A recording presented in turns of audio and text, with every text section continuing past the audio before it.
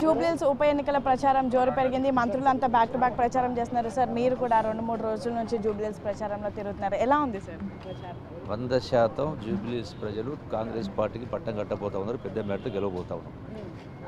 ఇప్పుడు ప్రతిపక్ష పార్టీలు బీఆర్ఎస్ అయినా బీజేపీ అయినా కేటీఆర్ ఎన్ని రకాల ఆరోపణలు చేసినా బాకీ కార్డు చూపించినా బుల్డోర్ అని చెప్పినా కూడా 100%, ఎందుకంటే ప్రజలు 2 సంవత్సరాల పరిపాలన కాంగ్రెస్ చూసిండ్రు, గడిచిన 10 సంవత్సరాలు బీఆర్ఎస్ పరిపాలన చూసిండ్రు. నేను ఒకటే ప్రశ్నిస్తా ఉన్నా కేటీఆర్, నువ్వు బాకీ కార్డు అంటున్నావు, ఎక్కడ పోయింది తులం బంగారం అంటా ఉన్నావు, ఇంకోటి 2,800 రూపాయల పెన్షన్ ఎక్కడ పోయింది అంటా ఉన్నావు. మీరు 10 సంవత్సరాలు పరిపాలన చేసిన తర్వాత సంవత్సరానికి 75,000 కోట్ల వడ్డీ, నెలకు 6,500 కోట్ల రూపాయల వడ్డీ కడుతూ కూడా చెప్పినటువంటి 6 గ్యారంటీలను ఇప్పటికే చాలా అమలు చేయడం జరిగింది. చెప్పనివి కూడా సన్న ఓట్లకు బోనస్ చాలా రకరకాలు చేస్తూ ఉన్నాం. ఇంకా మాకు 3 సంవత్సరాల పదవి ఉంది, మళ్ళీ వచ్చి 5 సంవత్సరాలు, అంటే 10 సంవత్సరాలు మీరు పరిపాలిస్తే మీరు 2 సంవత్సరాలు బాకీ కార్డు అంటున్నాం. ఇప్పుడు వాస్తవంగా ఎవరు బాకీకి పడ్డారని లెక్క చూస్తే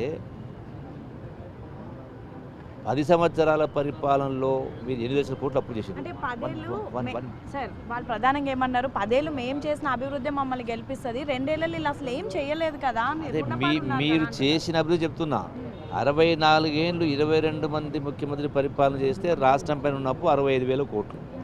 ఒక ముఖ్యమంత్రి కేసీఆర్ 10 సంవత్సరాల పరిపాలన చేస్తే 8 లక్షల కోట్ల అప్పు. అంటే అప్పుడు ఆ సంవత్సరానికి 6,000 కోట్ల వడ్డీ కడతా ఉంటే ఇప్పుడు సంవత్సరం 70,000 కోట్ల వడ్డీ కడతా ఉన్నాం. అయినా ఇవన్నీ మేము అమలు చేస్తూ ఉన్నాం. మరి మీరు ఇంత అప్పు చేసి మమ్మల్ని బాకీ కార్డు అంటారు.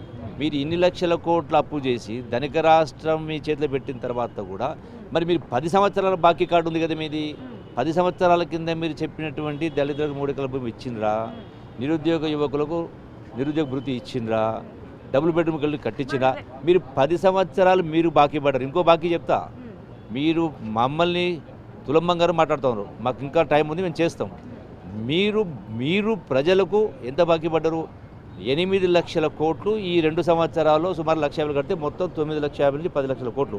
4 కోట్ల ప్రజలకు పంచితే ఒక్కొక్క వ్యక్తి మీద 2,50,000 రూపాయలు అప్పు చేయాలంటే మీరు 4 కోట్ల ప్రజలకు 4 కోట్ల బాకీ కార్డులు మీరే బాకీ పడ్డారు, మేము బాకీ పడలే. ఇంకా టైం ఉంది అంటున్నారు, కానీ వాళ్ళు ఇంకొక 3 నెలల్లో మీ ప్రభుత్వమే కూలిపోబోతుంది, మీ మంత్రులంతా కూలిపోబోతున్నారు. ఇక పగటికలు అంటా ఉన్నారు వాళ్ళు. ఇంకోటి బుల్డోజర్ మాట్లాడుతూ ఉన్నారు. ప్రభుత్వ ఆస్తులను, చెరువులను, కుంటలను కబ్జా చేస్తే ప్రభుత్వ ఆస్తుల్ని కాపాడడానికి బుల్డోజర్ కొలాబ్ చేయిస్తే దాన్ని బుల్డోజర్ అంటున్నారు. మీరు 10 ఏళ్ళు రాష్ట్ర ఖజానానే బుల్డోజర్ చేశారు కదా, ఒక బుల్డోజర్ కాదు కదా. KCR bulldozer, KTR bulldozer, Harish Rao bulldozer, కవిత బుల్డోజరు, సంతోష్ బుల్డోజరు, ఇవన్నీ బుల్డోజర్లే కదా. మీవి మొత్తం రాష్ట్ర ఖజానా బుల్డోజర్ చేశారు కదా. మీకు మాట్లాడే నైతిక అర్హత లేదు. అందుకనే ప్రజలు కేసీఆర్ మాటలు చెప్తే అదే కర్రు సందర్భం వచ్చినప్పుడు కర్రు కాల్చి వాత పెడతారు అన్నాడు కేసీఆర్. అందుకనే వాత పెట్టింది మీకు. తెలంగాణ రాష్ట్రమే కాదు, జూబ్లీహిల్స్ అభివృద్ధి అంటే కూడా బీఆర్ఎస్ పార్టీ, కాంగ్రెస్ అసలు ఏం చేసింది, ఏం మొహం పెట్టుకుని ఈరోజు జూబ్లీహిల్స్లో ఓట్లు అడుగుతున్నారు అంటున్నారు. మీరు 10 సంవత్సరాలు అభివృద్ధి చేస్తే మీ అధికారం ఎందుకు ఊడిపోయింది? మీరు రాష్ట్ర ఖజానాను దోసిండ్రు, ప్రజాస్వామ్యాన్ని పాతరేసిండ్రు, కుటుంబ పరిపాలన చేసిండ్రు, అవినీతి రాజ్యం వేలింది, దుర్మార్గంగా దౌర్జన్యంగా ఎన్నో రకాల సంఘటనలు జరిగినాయి. అందుకని మిమ్మల్ని ప్రజలు పాతరేసినారు. అప్పుడు ఎట్లా మర్చిపోతారు?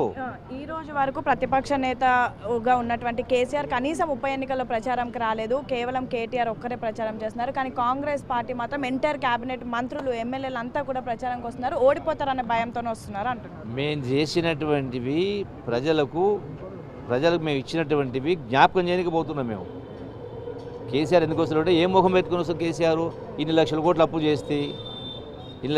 చేస్తే ఇంత అవినీతి పరిపాలన చేస్తే ఆయన ముఖం లేదు. మాకెందుకు ముఖం ఉండదు? మేము పూర్తిగా స్పష్టంగా పారదర్శకం చేస్తా ఉన్నాం కాబట్టి వాళ్లకు మమ్మల్ని ప్రశ్నించేటువంటి నైతిక హక్కు లేనే లేదు. సార్ చివరిగా మీ అభ్యర్థి పైన కూడా అనేక ఆరోపణలు వస్తున్నాయి, రౌడీ అని కానీ, వాళ్ళ ఫ్యామిలీ బ్యాక్గ్రౌండ్ కానీ వాళ్ళు సెంటిమెంట్తో ముందుకు వెళ్తున్నారు.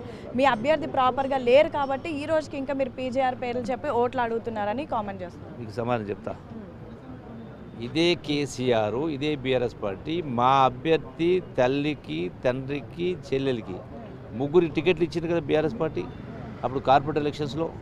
మరి మీ పార్టీ టికెట్లు ఇస్తేనేమో మంచోళ్ళు, కాంగ్రెస్ పార్టీ టికెట్ ఇస్తే చెడ్డోళ్ళ.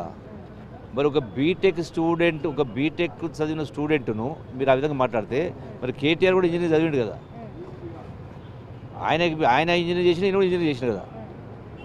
మరి ఇట్లా మీ మీ మీ మాటలకు అందుకనే మీరు కేవలం రాజకీయంగా మీరు పెట్టినటువంటి సోషల్ మీడియా, కోట్ల రూపాయల డబ్బులు ఖర్చు పెట్టి సోషల్ మీడియా ద్వారా ఉన్నదాన్ని లేనట్టుగా, లేని దాన్ని ఉన్నట్టుగా బట్టగాల్సి మీదేసే కార్యక్రమం చేసి మీరు సంపాదించిన డబ్బులతోటి డబ్బులు పంచి గెలుస్తారనుకుంటారు.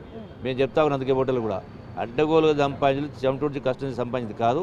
ఎవరు ఏమి ఇచ్చినా ఏది ఇచ్చినా తీసుకుంటే, కానీ ఓటును నోటుకు ముడిపెట్టుందని స్పష్టంగా చెప్తాను. వాళ్ళు మళ్ళీ ఒకసారి ఏమంటారు, శృంగభంగం అంటారా కాబోతాం. సార్ జూబ్లీహిల్స్ గెలుస్తారనే కాన్ఫిడెంట్, జూబ్లీహిల్స్ గెలుస్తారనే కాన్ఫిడెంట్ పెద్ద మేడతో గెలుస్తా ఉన్నాం. Okay, thank you.